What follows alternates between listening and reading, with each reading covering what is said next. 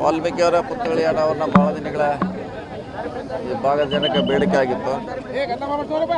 ಇವತ್ತು ಅದನ್ನು ಲೋಕಾರ್ಪಣೆ ಮಾಡ್ತಾ ಇದ್ದೀವಿ. ಅದೊಂದು ಆ ಸಮುದಾಯಕ್ಕೆ ಒಂದು ಹೆಮ್ಮೆಯ ವಿಷಯ. ಭಾಳ ದಿನಗಳ ಬೇಡಿಕೆ ಕೂಡ ಇತ್ತು ಅವ್ರದ್ದು, ಹಾವೇರಿಯಲ್ಲಿ ಒಂದು ಮೂರ್ತಿ ಆಗಬೇಕಂತ.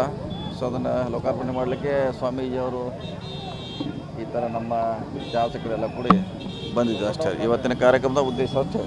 ಸರ್, ಜಾತಿ ಗಣಿತ ರಿಪೋರ್ಟ್ ಇನ್ನೂ ಕೂಡ ಮಂಡನೆ ಆಗಿಲ್ಲ ಸರ್ ಸರ್ಕಾರದಲ್ಲಿ. ಯಾವುದೇ ಇನ್ನೂ ಸ್ಟಾರ್ಟ್ ಆಗಿರಲಿಲ್ಲ, ಇನ್ನೂ ಅದು ಪೂರ್ಣ ಪ್ರಮಾಣದಲ್ಲಿ ಆಗಿಲ್ಲ, ಮಾಡ್ತಿದ್ದಾರೆ, ವಿಳಂಬ ಆಗಿದೆ. ನಮ್ಮದೇ ಇನ್ನೂ ಆಗಿಲ್ಲ, ಪೂರ್ಣ ಪ್ರಮಾಣದಲ್ಲಿ ಇನ್ನೂ ಮಾಡಲಿಕ್ಕೆ ಆಗಿಲ್ಲ. ಇನ್ನೂ ಬಹುಶಃ ಟೈಮ್ ಆಗ್ಬೋದು ಸರ್. ಈಗ ಹಂಚಿಕೆ ಆಗಿರೋದ್ರಲ್ಲಿ ಅಲೆಮಾರಿಗಳಿಗೆ ಅನ್ಯಾಯ ಆಗಿದೆ ಅಂತ ಒಂದು ಇದೆ. ಅದರಲ್ಲಿ ಅವ್ರಿಗೆ ರಿಸರ್ವ್ ಇದೆ 4.5 ಅವ್ರು ಸಪ್ರೇಟಾಗಿ ರಿಸರ್ವ್ ಇದೆ.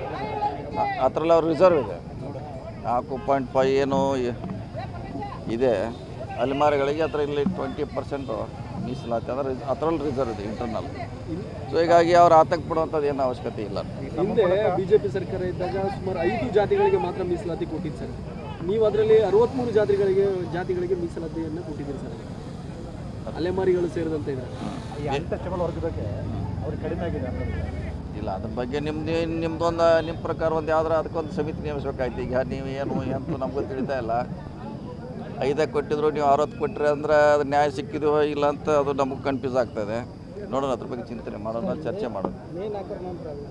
ಇಲ್ಲ, ಅದ್ರ ಬಗ್ಗೆ ಇಲ್ಲ, ಸಾಕೀಗ ಕ್ಯಾಬಿನೆಟ್ ಎಕ್ಸ್ಟೆಂಡ್ ಸರ್ ಎಲ್ಲ ಊರಲ್ಲಿ ಹೇಳಿ ನಾವು ವಿಚಾರ ಎಲ್ಲ ಒಂದೇ ಕ್ಯಾಬಿನೆಟ್ ಒಂದೇ 4 ತಾರೀಕು ಒಂದೇ ಅದು ನೋಡೋಣ. ಸರ್, ಈಗ ಮೊನ್ನೆ ಹೇಳಿಕೆ ಕೊಟ್ಟಿದ್ರು ಸರ್ ಸಿದ್ದರಾಮಯ್ಯನವ್ರ ಬಗ್ಗೆ. ಎಲ್ಲೋ ಒಂದು ಕಡೆ ಸಿದ್ದರಾಮಯ್ಯನವರು ಭಾಳಷ್ಟು ಅಸಹಾಯಕತೆ ಆಗಿದ್ದಾರೆ. ಇಲ್ಲ, ನಾ ಏನು ಕೊಟ್ಟಿಲ್ಲ, ಅದು ಬೇರೆಯವ್ರು ಕೊಟ್ಟಿದ್ದಾರೆ. ಇಲ್ಲ, ಅದ್ರ ಬಗ್ಗೆ ಚರ್ಚೆ ಮಾಡಲಿಕ್ಕೆ ಈಗ ಏನಂತ ಸನ್ನಿವೇಶ ಇಲ್ಲ, ಸಂದರ್ಭ ಕೂಡ ಇಲ್ಲ.